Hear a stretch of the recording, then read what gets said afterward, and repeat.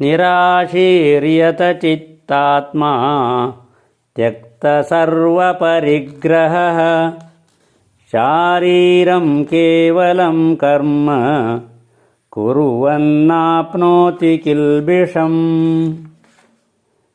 यदृच्छालाभसन्तुष्टः द्वन्द्वातीतो विमत्सरः समसिद्धावसिद्धौ च कृत्वापि न निबध्यते गतसङ्गस्य मुक्तस्य ज्ञानावस्थितचेतसः यज्ञायाचरतः कर्म समग्रं प्रविलीयते ब्रह्मार्पणं ब्रह्महविः ब्रह्माग्नौ ब्रह्मणाहुतं ब्रह्मैव तेन गन्तव्यं ब्रह्मकर्मसमाधिना हरिः ओम्।